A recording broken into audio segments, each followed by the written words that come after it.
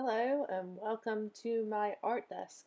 Today, and for the past several days, I've been working in my sketchbook, and this is one of the many things that I've been doing lately. Um, so what you see me doing right now is I'm literally just scribbling on a page in my sketchbook, letting it go wherever the pencil wants to go, and just letting it um, be whatever it wants to be.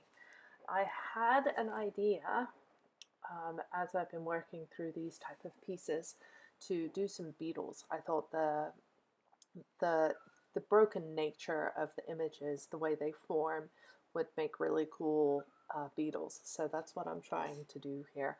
I am using a reference. I have a book of Beetles that I'm sketching from, not exactly, just using general shapes and just kind of gently sketching them out into the areas that I wanted to place them. The watercolors that I'm using here are koi, I believe. Later on, you'll see me break out another palette because it didn't have the colors that I was wanting, or that I was mixing and I wasn't getting the color tones that I wanted, but I knew I had some in one of my other palettes. And those are Winsor Newton and also koi tubes. So those were also used in some of these beetle shapes. There are a couple of clips missing in this recording. My phone kept getting full because the video length was so long. This was actually quite a slow process of the way this gets colored in. It's very slow. Fortunately, it's also very meditative and it's calming. And after the recent events that have been happening in my life, it's exactly what I've needed. The pieces that I've been doing lately in my sketchbook have been a reflection of the experiences that I've had in my life over the past month. On August 10th, I had a heart attack, and it was one of the most terrifying things that has probably ever happened to me, one of them. So fortunately, the day before I had my heart attack, I had read one of those Facebook posts that people make, and my landlady had actually shared it, and for some strange reason, I read the whole thing. And normally I just scroll right past them, but I read it, and the fact that I actually read that actually saved my life.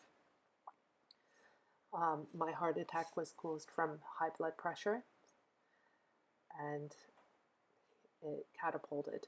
I don't know how long I've had high blood pressure, but apparently we have a history of it in my family. So now I've had an actual heart attack. I'm very medicated. I've come home from the hospital with a lot of medications in order to, help my arteries, help relax my heart, make sure my blood flows properly. Also have a thyroid condition.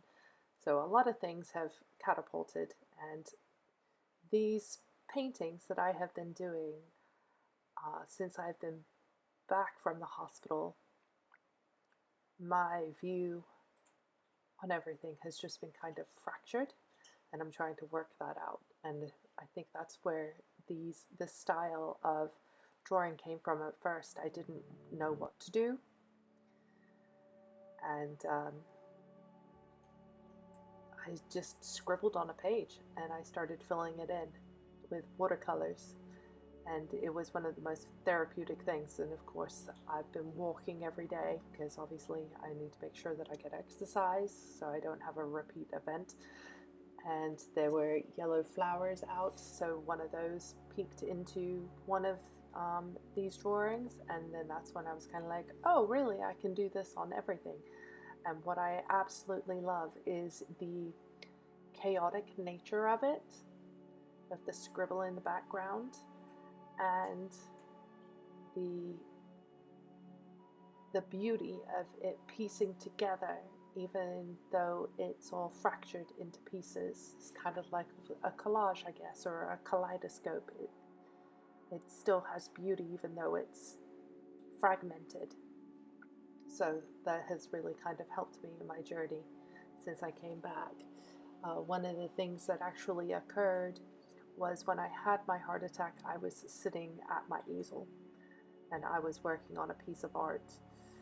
I was kind of trying to do a very intuitive piece, and just all of a sudden I felt like I pulled a muscle across my chest, like a really bad muscle, which, I mean, technically I suppose I did. My heart is a muscle, but I've done stupider things and pulled muscles, so I didn't think anything of it.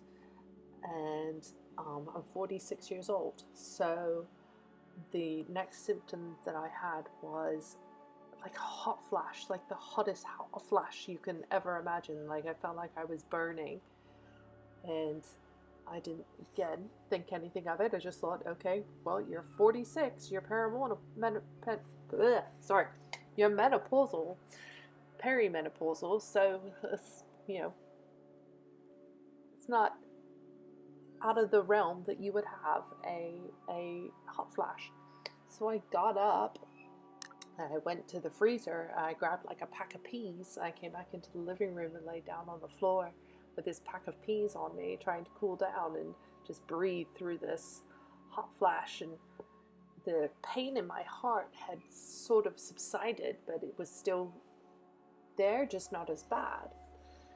And then it wasn't until the third symptom hit me, which I had read about the previous day, of kind of this sensation of your esophagus sort of closing, not being able to, I was still able to swallow and breathe and everything like that. It just felt like something was squeezing it.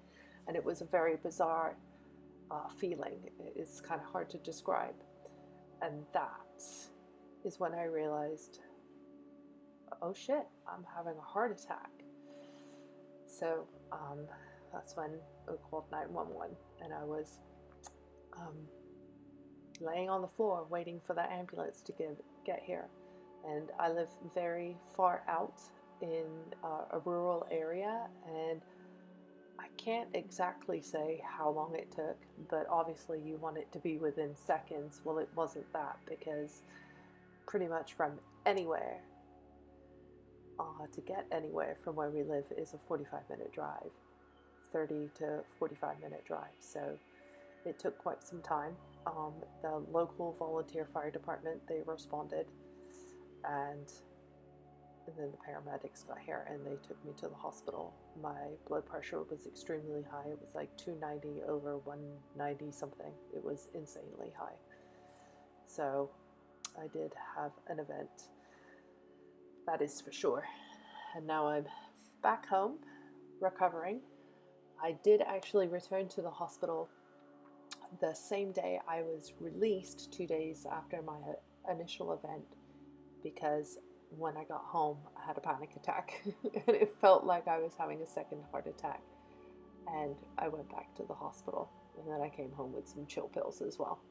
So that was also something that was desperately needed and helped with the process of being home and being able to stay home without freaking out. So it's been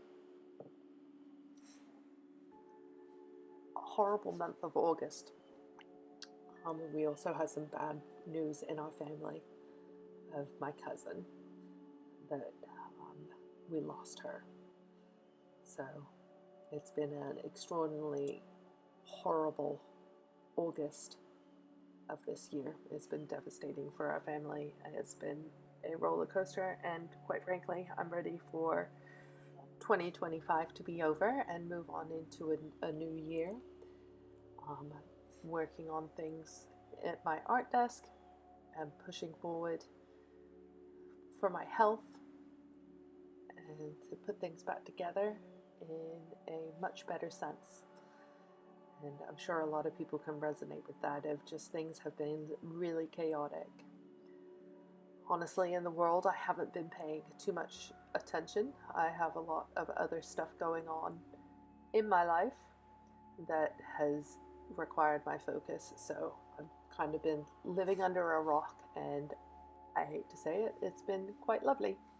I have a basic impression of what's going on in the outside world, but my focus is on my health, my mental health, and my physical health, because the last thing I want to do is to put myself into another situation where I'm in the hospital again having another heart attack. It was not a fun thing to go through and do not want to experience again. So forward movement from that will be my only focus for probably the remainder of this year, along with working on these pieces and whatever else I'm doing. So my focus art-wise lately has really been more of an intuitive style. I've really been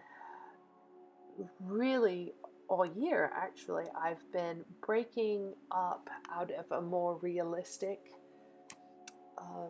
style and just really wanting to have a more intuitive sense about the way I process through my artwork and let the piece speak to me as I'm working through it. And this kind of gives me a little bit of both. It gives a realistic image of something that is something in real life, but also just I have no control over the patterns that are made in that chaotic nature, and that really has been an inspiration for me. I've been watching a lot of videos of other artists of their intuitive processes, and I haven't really seen anybody do this kind of technique. So I'm thinking I may have stumbled upon something, but you know, no art really is original. We all take from somewhere. Once I got everything filled in here with the color, I wanted to put some lines on the outside, but a lot of my fineliner markers, because I press so hard with pens, most of the nibs have been pushed in, so I can't really use those too much anymore. So, and we were supposed to move at the beginning of this year, and we didn't, so a lot of my stuff is actually packed up in boxes. So I'm scrambling for tools that I can use. So I found my dipping pen right here, which I rarely ever use, and I was like, what the hell? Let's give it a try, see what happens. And I actually watered down watercolors really wet, and I'm just dipping my pen into that.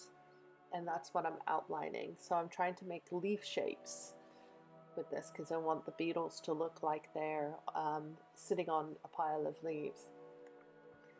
So that's what I'm doing here, and that is just a dark green shade that I'm using, and you can see it runs out.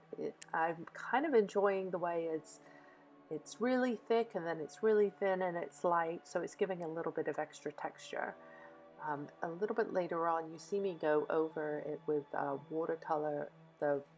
watercolor paintbrush that I'm using, and I kind of smudge the edges and I ruin it because I thought, oh, these colors are too dark. It's pulling attention away from the Beetles, so I was trying to lighten them, and that didn't work very well. In the picture here, you can't actually tell that it's too dark, but in real life, in front of me, I was like, this isn't going too well. I'm just adjusting my camera to see if I can get you into a better area here so you can see what I'm doing. If I zoom in too far, my picture gets very blurry, and it's not the best visual for this video that I'm making, but I do zoom in a little bit closer a bit later on when I'm doing some more added details. So anyway, I'm continuing with the pen, and I'm doing this, and as I said, I go over it with the brush a little bit later, and I try to lighten it up because it was too dark, but that didn't work out so well, so I had to kind of pivot and come up with another idea of kind of how to mask that in a way. But that's what art is, right? We do something and we're like, oh, that's great, and now it's not, and we're working towards making it look pleasurable to the eye, but we know there's going to be imperfections, even if that drives us crazy. There are a couple of points where I smudged areas from resting my hand on the paper, which I have a terrible habit of doing. I forget where I've done, and portions of the watercolor are not dry. I've put my hand through it and I've smudged it. I do that quite frequently. So there are areas that I have to go back through and fix, or mask, put something over it, cover it up. Little band-aid fixes to kind of hope nobody notices the areas that I've messed up. But in the end, I think it came out quite wonderfully. So the leaf shapes I'm doing in a dark green there, and I can't tell from the image that I'm watching as I'm talking here. I can't remember if I've done the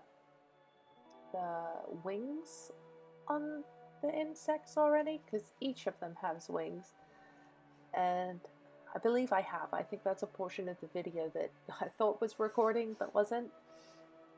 And those are outlined in gold. I wanted those to have a delicate appearance, and I wanted them to be different from everything else. So the wings are outlined in gold with the dip pen, and the beetles are outlined in black marker, not marker but fineliner, whichever one I had handy that was actually had enough nib that I could use. And then the leaves, obviously I'm doing with the dip pen. So it's coming out quite nicely. I'm continuing to do that. The legs and everything are also outlined with the fine liner. And then you can really start to see the leaf shapes that I'm trying to isolate here. And it's coming together. So I've zoomed in a little bit here, and this one, it looks like I'm outlining this beetle. And there are actually different shades of brown in the legs, and I'm drawing little lines across to show those deviations of color. So they're pretty similar in shade, but they're slightly different, and it's kind of hard to see in the camera, but they are different. And my lines aren't being drawn perfectly. One of the symptoms that I've had as a side effect from the medications that I'm on is muscle fatigue. And first I was finding it quite difficult to eat because my jaw muscles were getting tired as I was eating. That fortunately has subsided, and now I'm eating just fine. I was like, oh, this could be the best diet or the worst torture ever, and I kind of like to eat. So when those symptoms did subside, I was quite happy about that. So now I'm going in on the lines of all the segments of different colors and adding dots to kind of, there are pencil lines that can be seen, and I'm trying to cover those up. As I was saying though, the muscle aches that I've been getting just from the adjustment of my medications, using the pen is actually hurting my hands because the pen is so thin. The motion I'm using to squeeze is very hard. It's like taxing the muscles in all my hands, and the way that I'm holding my pen is actually not unusual for me. I do that quite a lot. I don't always hold the pen like a normal person, but after a while my hand gets really fatigued, and I just want to finish doing these details on the beetle, and you'll see me switch the way I'm holding it, and I'll start holding the pen properly, because just the change of movement helps my hand feel a little more relaxed since I'm trying to hold on to it so tightly.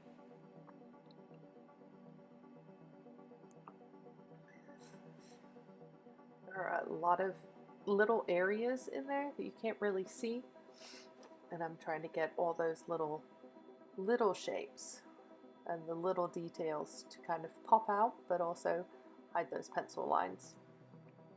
And I'm trying to figure out a way that I can do this with lighter pencil lines, but I'm not sure that is going to work for me because my my prescription on my glasses is only so strong at this point, and I don't think I have the availability to go and get my eyes checked again this year and get another prescription. The glasses I'm actually wearing did have a reading, um, a different prescription in for reading, and it was so strong it was too big, so I had them put in the other prescription, and that works better for me. I don't. Uh, I insisted on having two separate pairs of glasses, one for reading glasses and one for, everyday wear, where I didn't really, because I wanted to make sure that I could see the details of what I was doing with my artwork, but the adjustment to that prescription for the close-up was so large. But if I looked up, my whole world was like crazy, and I was like, that's too much. I can't take that. So I just go with the regular prescription for everyday use. Now I'm working on putting little dots over the leaves. I wanted to highlight those, not highlight, but detail those out with a little bit of attention. Now you can see right there on that leaf, you can see where I've gone over with the watercolor pen. Even there, it's got kind of a blurry edge around it, and that's where I had kind of put water on it, on a damp paper. Well, first I had gone over it with a watercolor brush, and then I put a damp paper towel to kind of lift some of that color up so it wasn't so dark. And it worked quite well in the end. It gives it a bit of a shadow and lifts it away from all the other abstract shapes in the background, kind of pulls those leaf shapes forward a little bit. So it actually came out quite well.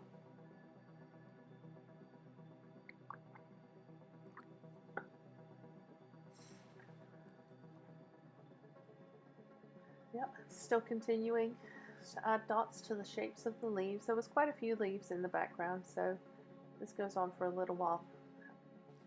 Amazingly, this video is actually sped up, but it was such a lot of content and the details are so close, I could only speed it up so much before I was losing quality on the video, so I did my best.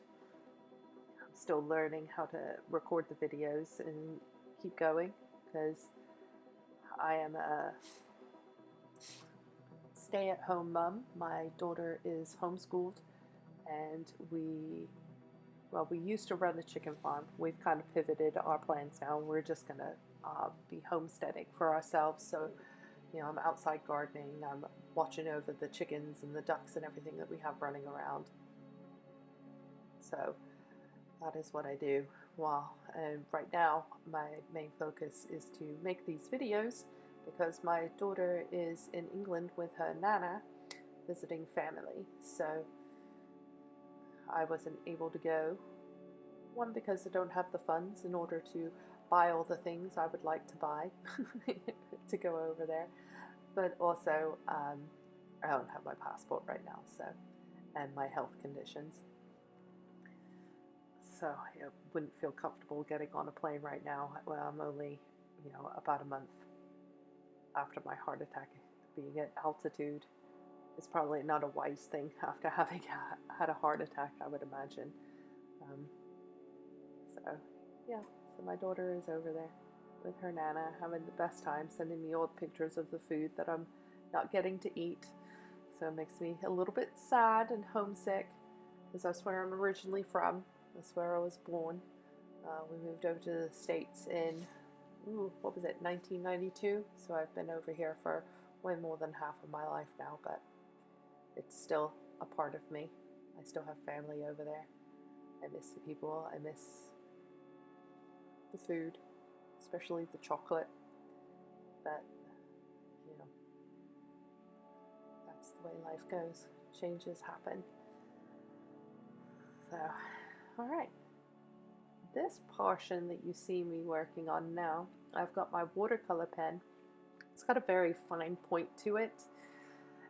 and as long as I hold it straight, pretty much at a 90-degree angle to the paper, I can make little dots, and that's what I decided to do. So I used 3 different shades of green to outline a lot of these shapes.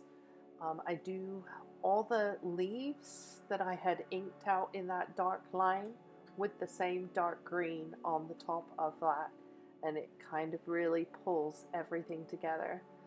I'm having to be very careful about where I'm laying my hand, because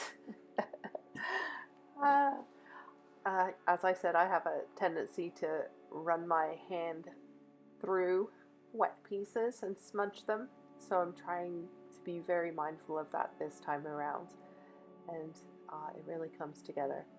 At the end of this portion right here, I'm going to drop a few close-up pictures so you can see the final outcome.